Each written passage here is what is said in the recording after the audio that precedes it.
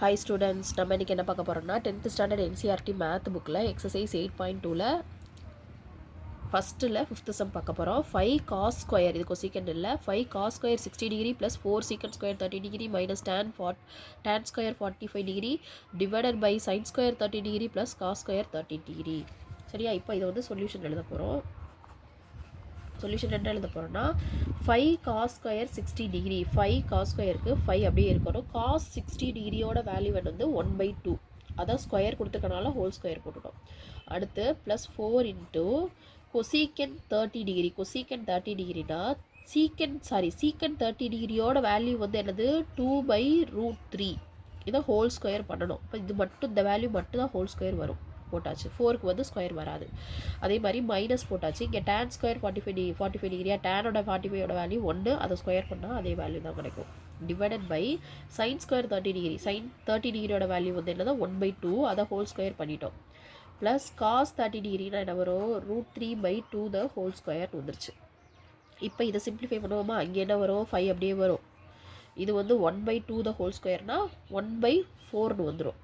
Into 1/4 plus 4 into 2 2s are 4/√3 square பண்ணால் 3, இதே value கிடைக்கும். -1 ஒரு வேல்யூ இங்கே இருக்குது, அதை விட்டுறக்கூடாது. டிவைடட் பை இப்போ கீழே என்ன எழுத போகிறோம்னா 1/2 த ஹோல் ஸ்கொயர்னா அது என்ன வரும், 1/4 மைனஸ் ப்ளஸ்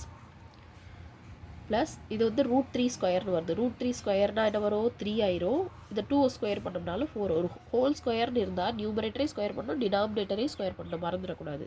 இப்போ இது 5 இன்ட்டு 1/4 என்ன வரும், 5/4 ப்ளஸ் இது என்ன வரும், 4 4s are 16, 16/3 மைனஸ் இது என்ன வரும், 1 அப்படியே இருக்குது. டிவைடட் பை கீழே எனக்கு பாருங்களேன், கீழே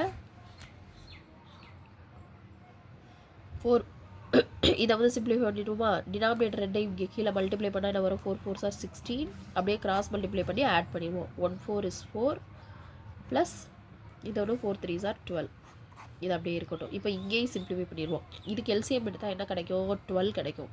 அதாவது இங்கே 4 இருக்குது, இங்கே 3 இருக்குது, இங்கே 1 இருக்குது. இது எல்லாத்துக்கும் காமனாக எந்த வேல்யூவே கிடைக்கலன்னா கீழே இருக்க எல்லா வேல்யூவும் மல்டிப்ளை பண்ணிடுறோம். அப்போ 4 × 3 என்ன வரும், 12 இருக்கட்டும். சரியா? இங்கே 4 வந்து 3 மல்டிப்ளை பண்ணால் தானே 12 கிடைக்குது. இங்கே ஆல்ரெடி 4 இருக்குது. 4 கூட என்ன நம்பரை மல்டிப்ளை பண்ணால் 12 கிடைக்குது, 3. அந்த 3யை வச்சு நியூமரேட்டரில் மல்டிப்ளை பண்ணால் 5 3s are 15. இப்போ அதே மாதிரி இங்கே 3 இருக்குது, 3 கூட 4 மல்டிப்ளை பண்ணால் 12 கிடைக்கும். அப்போ அதே 4 வச்சு நியூமரேட்டர்லேயே மல்டிப்ளை பண்ணணும். 16 4s are 64. இங்கே வந்து ஒரு நம்பரும் இல்லை, அப்போ அந்த 12 டைரெக்டாக மேலே மல்டிப்ளை பண்ணிடணும். டிவைடட் பை கீழே என்ன இருக்குது பாருங்கள், இது 16 டிவைடட் பை 16. ஓகேவா? 16 டிவைடட் பை 16 வந்துருச்சு.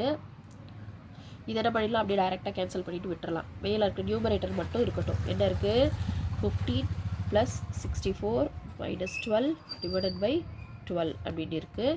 இது எப்படி சிம்பிளிஃபை பண்ணலாம் பாருங்கள். கீழே 12 அப்படியே இருக்கட்டும். மேலே 64ல் 64 ப்ளஸ் 15 என்ன வரும், 64ஐயும் 15ஐயும் ஆட் பண்ணால் 9 79. இதில் அப்படியே 12 மட்டும் சப்ட்ராக்ட் பண்ணால்